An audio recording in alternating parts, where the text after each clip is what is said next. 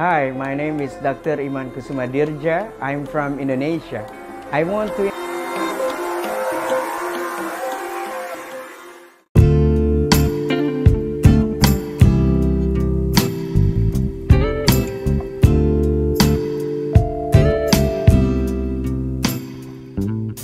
Jani, tolong unmute dulu.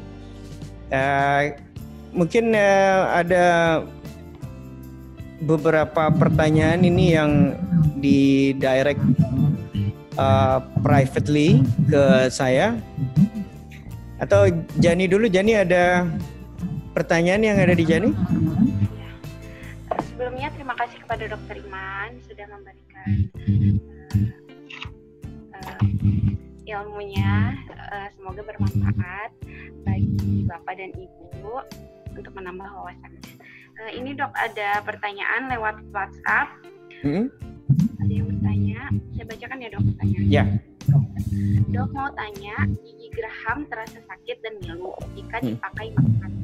Apa yang harus dilakukan jika sedang berada jauh dari dokter gigi untuk meredakan ngilunya terlebih dahulu? Ini suaranya kecil banget, Jan. Kurang deket kayaknya sama mic-nya. Saya ulangi ya Dok. Ya. Dok, saya mau tanya, jika gigi geraham terasa sakit dan ngilu, apabila dipakai makan, apa yang harus saya lakukan jika sedang berada jauh dari dokter gigi untuk meredakan ngilunya tersebut? Oh, jadi giginya sakit atau ngilu atau dua-duanya? Sakit apabila dipakai makan. Sakit apabila dipakai makan. Oke, kita perlu lihat tuh apakah di situ juga ada karies atau ya itu dia yang saya bilang tadi, untuk tahu itu kita perlu X-ray. Kalau digigit sakit berarti there's something wrong di bagian akar giginya. Dokter gigi biar katanya hebat sekalipun nggak bisa lihat sampai akar giginya, paling mahkota giginya. That's why kita butuh X-ray. Nah, bagaimana kalau jauh dari dokter gigi dan bagaimana solusinya? Kita bisa coba simptomatis ya. Simptomatis tuh artinya begini. Keluhannya misalnya terasa sakit, ya sakitnya yang kita hilangin dulu. Kita cari obat penghilang rasa sakit. Tapi itu hanya temporary solution gitu ya. Itu hanya temporary solution. Yang penting ya tetap harus berusaha ke dokter gigi gitu ya. Nggak bisa enggak gitu. Kalau enggak, permasalahannya mungkin nggak selesai gitu. Coba. Jadi gitu ya, semoga terjawab tuh. Ini saya ada pertanyaan, HOCL itu apakah bisa dipakai di rumah? Nah, ini pertanyaan luar biasa nih. Jadi mungkin karena banyak yang tertarik soal hypochlorous acid ini atau HOCL tadi yang saya sebutkan, mungkin harus dibicarakan itu karena panjang dan saya harus menunjukkan research atau scientific journalnya yang biar bisa sebagai backup dari scientificnya gitu ya. Ya seperti saya bilang tadi bahwa produsen buah itu menggunakan itu untuk disinfeksi. Untuk mendesinfeksi buah-buahan, misalnya saya bisa dipakai buat bersihin sayuran sebelum buah-buahan dan sebagainya. Jadi ada generatornya atau ada alatnya. Jadi konsepnya saya bicarakan simpel saja. Mungkin nanti butuh satu sesi untuk bahas itu aja gitu ya.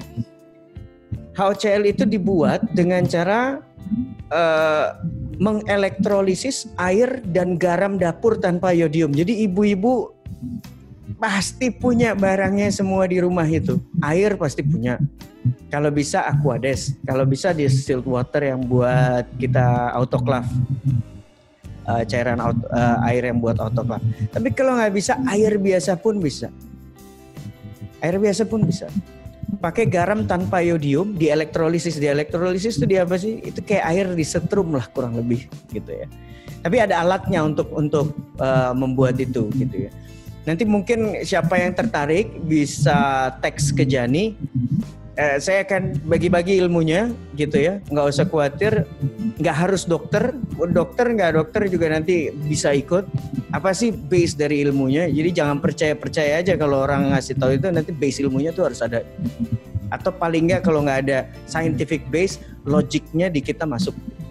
Nah, HOCl itu bisa untuk mendisinfeksi makanan yang 50-100 ppm tadi. Bisa untuk buah, bisa untuk sayuran, atau kemasan-kemasan mungkin yang beli dari luar apa segala macam. Ya mungkin belum tentu juga terkontaminasi gitu ya. Tapi menurut CDC 2-7 hari tuh. Waduh, gimana nih? Mosok setiap case kotak-kotak kue atau apa saya mesti semprotin gitu kan? Keburu rusak. Nah, kita bisa pakai HOCl spray itu.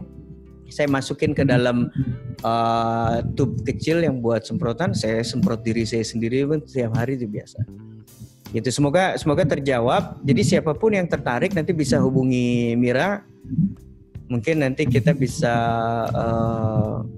buat sesi yang lain. Oke, Jani, di Jani ada pertanyaan berapa lagi? Ada 2 lagi, Dok. Oke. Apabila ada yang ditanyakan, silakan mengirim pertanyaannya. Kita punya waktu sekitar berapa menit lagi nih? 22 menit lagi ya. Untuk maksimal ya, kalau memang masih ada yang mau bertanya. Oke, Jan? Saya bacakan pertanyaan lewat WhatsApp ya, Dok? Ya, boleh. Dok, bentuk gigi depan saya ada yang kecil, ada yang besar, seperti tidak normal. Tindakan apa yang bisa merubah gigi saya ini, Dok? Dan gigi saya pun ada yang berjejal. Giginya ada yang kecil, ada yang besar gitu ya. Terus ada yang berjejal. Iya, betul. Oke. Ada yang kecil, ada yang besar. Mungkin ada yang kecil, ada yang normal, atau ada yang ya mungkin saya maksudnya saya nangkap, tapi apakah persepsinya sama saya nggak tahu. Gigi yang kecil itu misalnya kayak gigi seri, bentuknya kayak gigi taring. Jadi seakan-akan kok gigi taring saya ada 2. Itu namanya peg shaped teeth, ya. Itu cuman kelainan pertumbuhan, kelainan perkembangan, jadi bukan suatu penyakit. Dan itu solusinya gampang sekali, bisa kita veneer atau kita partially crown atau full crown, mungkin udah langsung jadi normal lagi. Itu bukan suatu penyakit. Lalu kalau berjejal ya dirapikan aja. Kita ada 2 cara, kita bisa pakai braces atau kawat gigi, atau kita bisa pakai Invisalign gitu ya.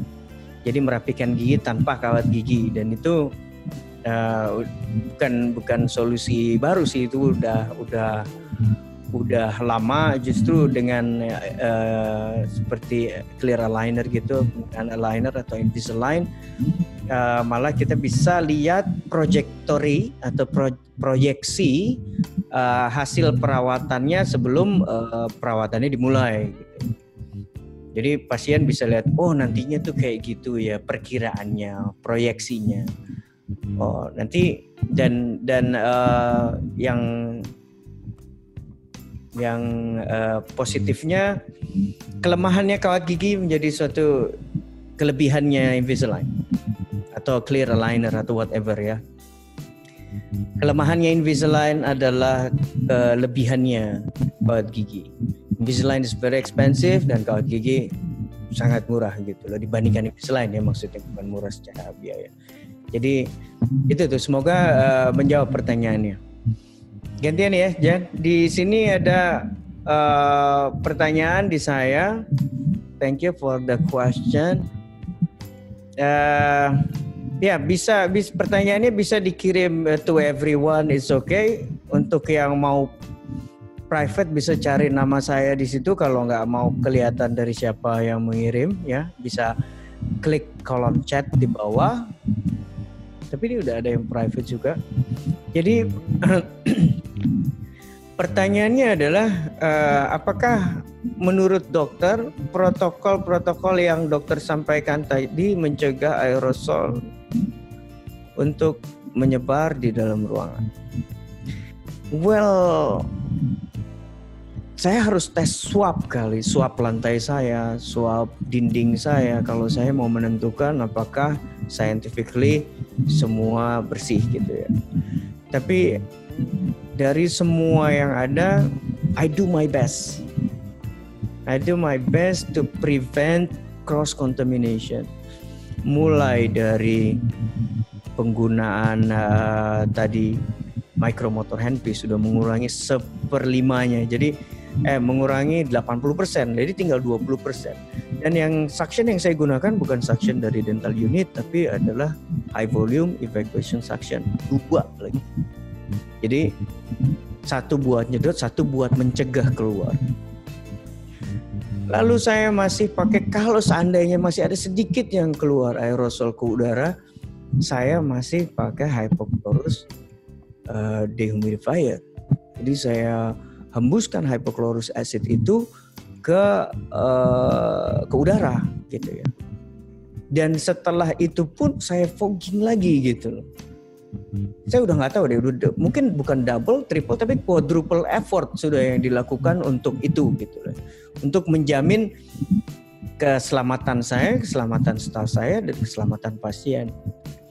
Jadi I've done many things, I done my best gitu ya. Terus kita sudah siapkan air vent juga dengan suction di atas juga. Jadi udara yang diganti itu cukup cepat gitu ya. Karena saya nggak punya jendela yang bisa terbuka. Kalau saya punya jendela terbuka, saya taruh kipas angin aja, jendela dibuka, itu salah satu penggantian udara gitu ya. Tapi kurang keren aja. Kalau saya pakai sedotan udara lebih keren kelihatannya. Semoga menjawab pertanyaannya. Oke, sekarang gantian lagi pertanyaan yang di Jan ini kayaknya malu-malu nih Jan, nanya di chat ini malu-malu nih. Bu Hartati mungkin ada yang mau ditanyain Bu Hartati? Dok, ada pertanyaan nih di chat. Coba sebentar Bu Hartati nih, saya mungkin mau langsung bicara aja. Bu Hartati tolong di unmute, silakan Bu Hartati. Dipencet di screen-nya Bu Hartati. Unmute. Iya. Biar kedengeran suara. Nah, oke. Nyimak aja dulu sebentar dokter. Kirain mau nanya. Udah nyimak aja dulu. Oke. Atau mungkin gitu aja kali ya, Jan. Mungkin ngetik males kali. Jadi siapa yang mau nanya langsung mungkin bisa raise hand. Nanti saya lihat gitu ya. Bu Hartati kalau nggak jadi nanya saya mute lagi ya Bu ya. Salam buat Bapak ya Bu. Ya dok, sama dok.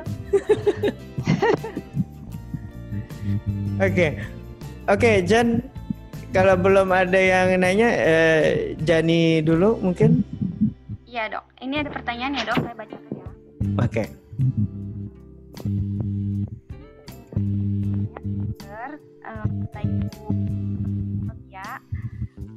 Dan nih Jan suaranya dut gitu, nggak tahu kenapa saya. Coba dipegang aja itunya apa namanya. Oke. Udah jelas dok.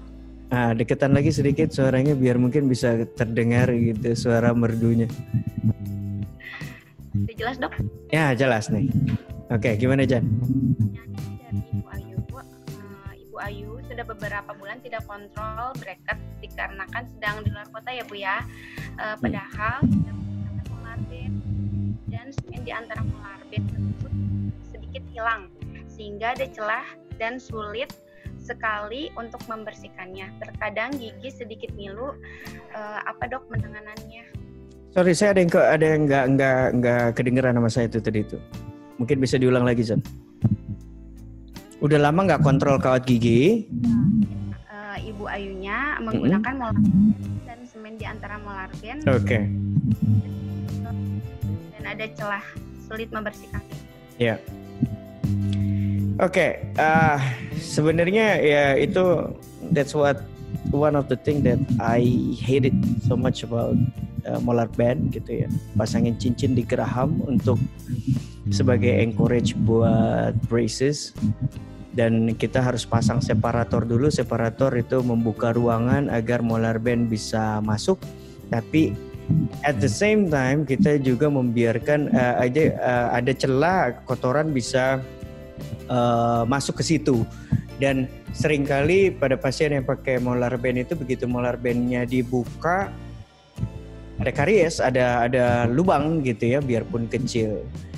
That's why kalau saya harus pakai braces, saya menghindari molar band gitu ya. Dan saya lebih prefer liner gitu sekarang, clear liner, Invisalign dan sebagainya. Dan bagaimana cara membersihkannya? Oke, ada beberapa opsi. Mungkin ibu ya berarti yang nanya. Iya. Ibu ya. Ya. Oke. Ada beberapa option. Bisa misalnya kita beli pembersih gigi yang menggunakan pressure gitu ya. Ada pressure, ada airnya, ada tabung airnya dicolok ke listrik. Kita bisa tembakan ke arah situ. Atau kita bisa lagi cari sikat gigi yang modelnya kayak cemara gitu. Ada bulu-bulu kecilnya, tapi juga without pressure. Jadi harus hati-hati tuh, takutnya malah bikin gusinya menjadi luka dan sebagainya. Gitu. Ya, yang paling bagus ya datang ke dokter, minta dibantu sama dokter. Jadi jangan pakai tusuk gigi, karena tusuk gigi bisa bikin gusi luka, bikin pocket periodontal, akhirnya bisa bengkak, sakit dan sebagainya. Semoga menjawab pertanyaannya. Ini ada pertanyaan, sukses terus ya. Oh, terima kasih. Keren presentasinya, terima kasih. Boleh nanya kapan-kapan ya? Boleh. Sekarang juga boleh. Oke. Assalamualaikum dokter, mau bertanya keefektifan masker N95 dengan respirator bagaimana dok? Lebih bagus yang mana? Wah ini Waalaikumsalam warahmatullahi wabarakatuh. Ini kayaknya dokter yang nanya nih harusnya. Kalau pasien nggak usah pakai N95 ya Bapak Ibu, nanti tenaga medis nggak kebagian. Pakainya surgical mask saja. Jangan surgical mask, kalau bisa masker kain malah katanya. Sebenarnya ada research nih Pak. Ini saya bukan bikin panik atau bukan bikin heboh ya.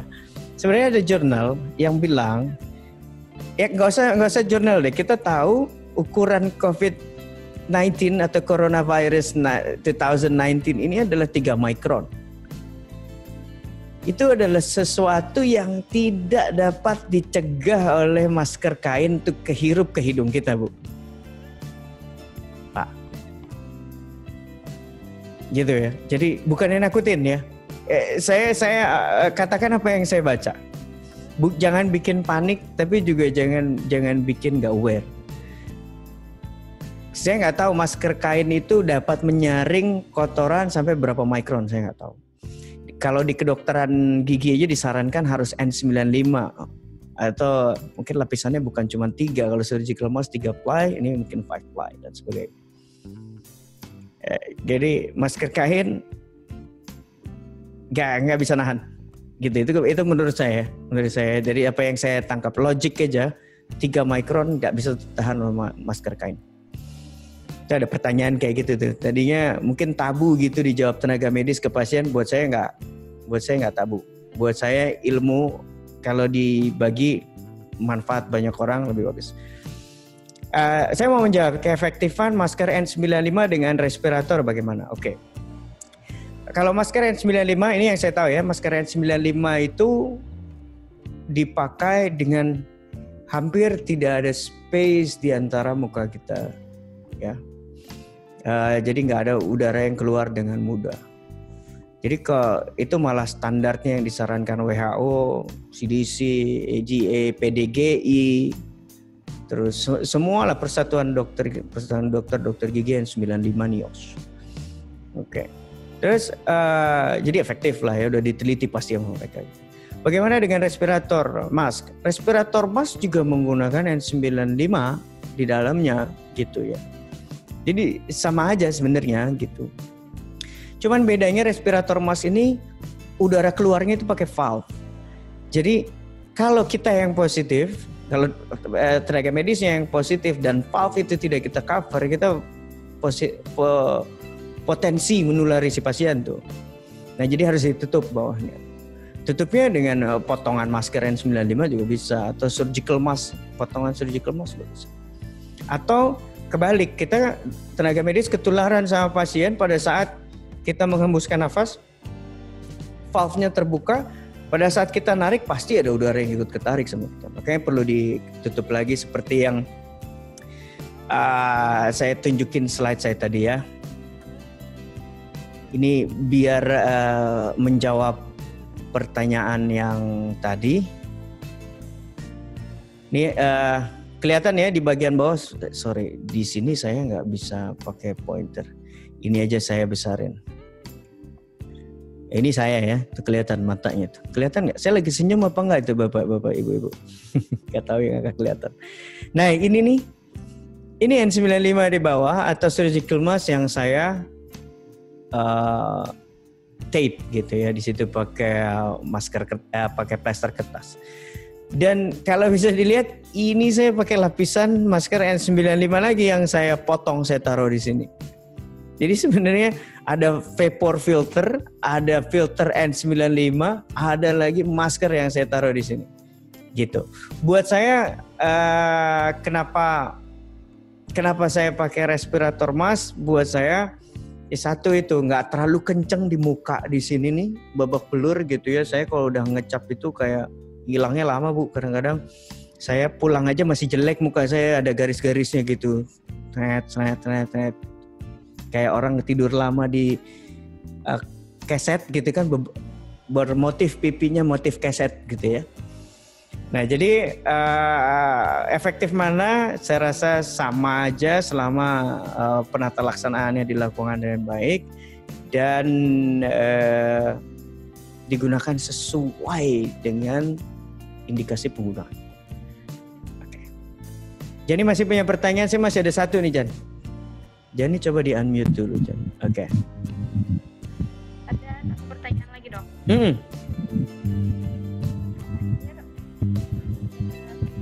Anak-anak ya dok. Anak-anak. Oke. Jani suaranya kenapa sih kok nggak enak banget sih Jan?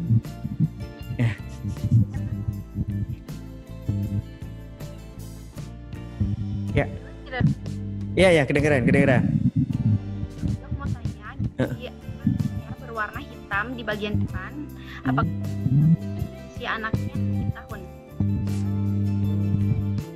Nah itu kepotong tuh, gigi anaknya berwarna hitam terus? Gigi anaknya berwarna hitam, giginya di bagian depan atas. Giginya bagian depan atas, jadi giginya udah pendek tuh kali, cuman warnanya hitam gitu ya? Si anaknya 3 tahun. 3 tahun, ya itu susah juga itu 3 tahun mau di. Sebenarnya saya dokter gigi yang paling takut kalau pasiennya anak-anak. Saya nggak bisa maksa, saya nggak suka maksa. Terus saya juga kadang-kadang belum diapa-apain kan udah teriak-teriak, nangis-nangis gitu, udah kan sekampung denger gitu ya. Jadi saya juga nggak mau, nih dulu saya sering dengar Bu, ibu-ibu, bapak-bapak ya, saya sering dengar orang yang udah lama nggak ke dokter gigi itu ke dokter gigi terpaksa karena sakit. Saya tanya kenapa kok udah lama baru ke dokter gigi gitu loh. Terus ternyata dijawab, saya trauma dok dari kecil. Nah saya nggak mau jadi dokter yang diomongin sama orang seperti itu tuh, gitu ya. Jadi oke, selama ya gigi susu pasti akan lepas dan terganti gigi permanen atau gigi dewasa apabila ada benihnya gitu ya. Jadi kalau buat saya 3 tahun mungkin belum terlalu kooperatif untuk terima perawatan gitu ya. Tapi ya fine aja kalau memang bisa pakai crown, ada yang buat resin crown atau apa gitu ya, bisa dibangun kembali gitu. Tapi kalau misalnya belum, kebanyakan nih juga salahnya pasien nih orang tua membawa anaknya pas udah ada keluhan. Sebenarnya dari sebelum ada keluhan udah belajar periksa, jadi begitu datang ke dokter gigi yang tidak dibayangkannya hanya sakit. Jadi sebelum sakit ke dokter gigi diperiksain. Kapan sih waktu periksa gigi yang tepat? Pada saat ada gigi. Mulai ada gigi, periksain. Terus lalu kalau anaknya nggak kooperatif gimana? Apabila tidak ada keluhan, ya mungkin bisa ditunda dulu, dibersihkan dengan baik, diajari cara sikat gigi, atau anaknya datang ke dokter gigi untuk periksa, mungkin nanti bisa fluoridasi, mungkin bisa dibersihin dan sebagainya. Gitulah kurang lebih solusinya gitu. Dan Jani udah habis pertanyaannya atau masih ada pertanyaan lagi? Oh ini ada dua pertanyaan lagi. Boleh silakan dok.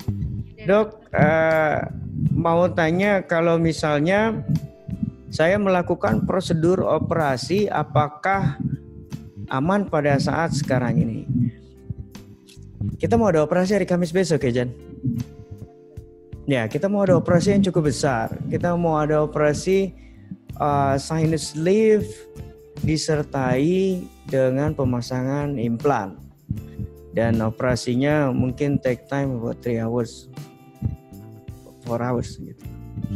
Jadi kalau sebenarnya bukan prosedur operasinya yang perlu ditanyakan. Operasinya it's okay selama bapak atau ibu datang ke tempat memang yang betul-betul siap gitu loh, siap dan tepat sesuai dengan standar yang tadi saya udah bocorin ke bapak sama ibu.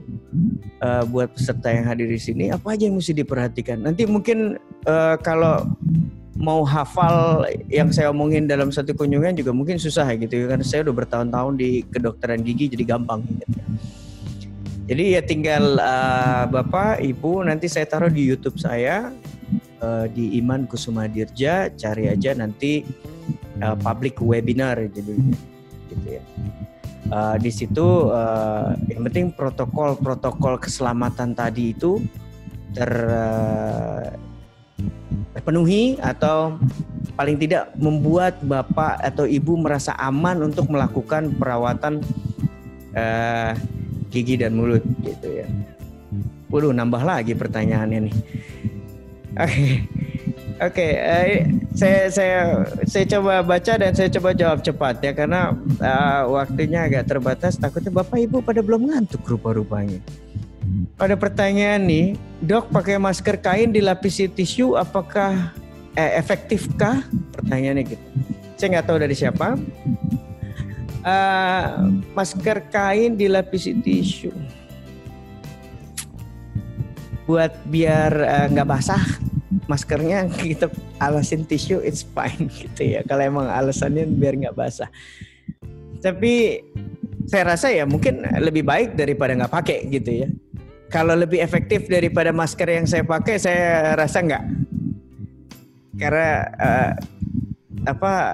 yang N95 apalagi gitu ya. Surgical mask saya rasa lebih efektif daripada masker kain dilapisi tisu. Tapi kalau pertanyaannya efektif dibandingkan dengan tidak pakai, lebih bermanfaat.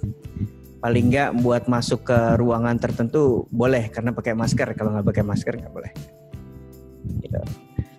Lalu pertanyaan dari siapa nih? Oh, dari Instagram. Dok, berapa lama? Bingung, padahal harusnya di Zoom nih ya. Tapi nggak apa-apa deh, mumpung masih bisa kita jawab. Dok, berapa lama gigi permanen tumbuh sejak gigi susu copot? Ya kalau copotnya kecepatan, benihnya masih jauh ya masih lama. Kalau lebih dari seharusnya, apakah masih bisa tumbuh? Nah ini dia, dokter bukan paranormal, jadi at least we have to have an X-ray untuk konfirmasi apakah ada benihnya atau tidak. Kalau tidak ada benihnya nih, saya lanjutin lagi. Kalau tidak ada benihnya, maka bisa dibuatkan misalnya gigi palsu sementara, atau kapan sih boleh dipasang implan nanti kalau usianya sudah di atas 17 atau 18 tahun. Pada saat rahang mungkin sudah tidak efektif untuk berkembang. Ini ada 3 pertanyaan lagi, Jan, tapi waktunya kita nih sampai jam 10 nih, Jan. Gitu ya. Di jam 10 nih nggak kerasa nih. Saya bacain aja pertanyaannya. Yang pertama saya tutup ya pertanyaannya di 2 pertanyaan terakhir yang kita jawab ya, Jan. Apakah kalau misalnya saya sudah X-ray sudah lebih dari 3 bulan, apakah tidak bisa digunakan kembali? Oke, saya jawab langsung. Begini, kalau misalnya dalam 3 bulan mungkin gigi yang tadinya tidak bolong mungkin sudah bolong, bisa aja gitu ya. Gigi yang bolongnya kecil selama 3 bulan mungkin bolongnya udah bisa lebih besar, atau tadinya belum kena saluran akar sudah bisa kena saluran akar. Kalau misalnya tadinya nggak ada infeksi, baru sehari 2 hari sebelumnya tertusuk duri ikan, mungkin ya jadinya beda tuh 3 bulan sama sekarang. Jadi 3 bulan is a long way gitu. Ada 3 bulan tadinya orang belum dapet jodoh 3 bulan kemudian ngirim undangan. Kan gitu ya kurang lebih itu. Jadi kalau untuk kondisi yang sama-sama normal, nggak ada keluhan, saya selalu lihat terakhir X-ray kapan, ada 3 bulan yang lalu ada keluhan nggak, tapi saya lihat tetap X-ray yang 3 bulan lalu. It's okay. Tapi kalau ada keluhan sakit, ada bengkak, ada infeksi dan sebagaimana, dan maksudnya dan kondisi lainnya gitu ya, yang 3 bulan lalu tidak ada, sekarang ada, ya kita butuh X-ray lagi. Jadi valid atau enggak, mungkin untuk case-case tertentu valid, tapi untuk banyak case infeksi atau sakit itu sangat tidak valid gitu ya. Terus yang terakhir, apakah boleh dilakukan scaling pada saat pandemi COVID-19? Ya ini jadi pertanyaan dan himbauan juga banyak dari PDGI, tunda. Saya nggak tahu deh tundanya sampai kapan, dan karena scaler itu alat pembersih karang gigi itu merupakan aerosol generated device yang paling parah gitu ya, karena nggak usah masuk ke dalam mulut ya udah semburan mistnya udah cukup banyak. Jadi untuk sementara ini kalau saya pribadi saya masih hold, kecuali ada problem seperti periodontitis, jadi bengkak gusinya dan sebagainya, dan kita harus kuret atau kita ini biasanya kita taruh suctionnya double di dekat situ biar nggak keluar gitu ya. Jadi satu lagi itu, kemarin saya habis bicara sama Dokter Mirza, ada pasien yang tersinggung kalau dipakein alat pelindung diri atau PPE dan sebagainya. Emang saya COVID dok, emang enggak bukan itu gitu loh. Ini saya ingatkan kepada bapak-bapak ibu yang ada di sini, mungkin bisa ingatkan lagi atau himbau atau jelaskan, informasikan kepada saudara-saudara, kerabat dan sebagainya, tetangga. Kita pakai pelindung diri bukan hanya melindungi diri kita, tapi melindungi pasien. Kita melindungi diri, melindungi kita juga. Jadi kita saling melindungi gitu loh. Dipakaikan alat pelindung diri bukan berarti pasien positif. Itu nggak ada hubungannya positif dan tidak positif dengan alat pelindung diri. Positif atau tidak positif itu diukur dengan menggunakan PCR test atau rapid test. Jadi nggak ada hubungannya penggunaan alat pelindung diri dengan positif atau negatif. Itu jadi stigma itu tuh yang harusnya dihindari gitu ya. Itu nggak betul tuh, nggak ada hubungan antara penggunaan alat pelindung diri dengan positif atau negatif coronavirus. Karena semakin canggih dokternya dan tenaga medis melindungi menggunakan alat pelindung diri, berarti semakin care sama pasien. Jadi saya rasa itu. Jadi untuk sementara mungkin sekian dari saya ya. Nanti Jani yang close acaranya. Saya mau berterima kasih kepada semua bapak-bapak, ibu-ibu yang hadir di sini. Terima kasih stay bersama saya sampai jam 10 malam lewat ini. Luar biasa, I really appreciate it.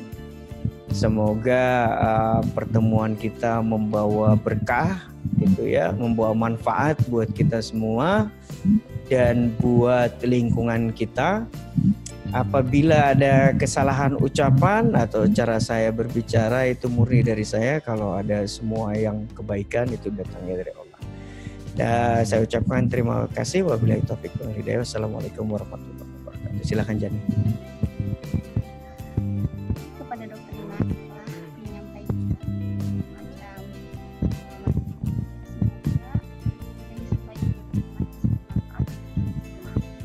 untuk Bapak dan Ibu yang pertanyaannya belum terjawab oleh Dokter Iman, bisa mengirimkan pertanyaan tersebut melalui WhatsApp dan Telegram ke nomor.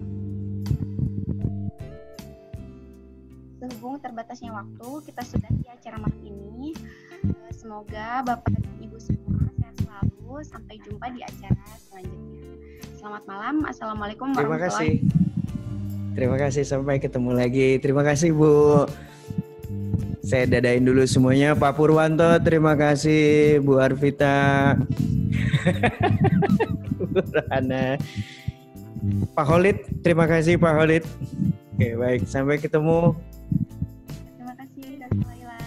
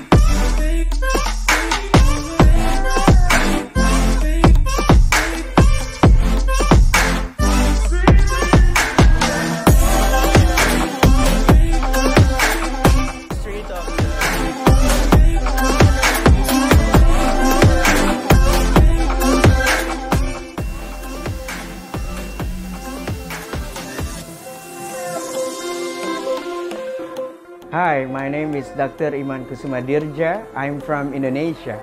I want to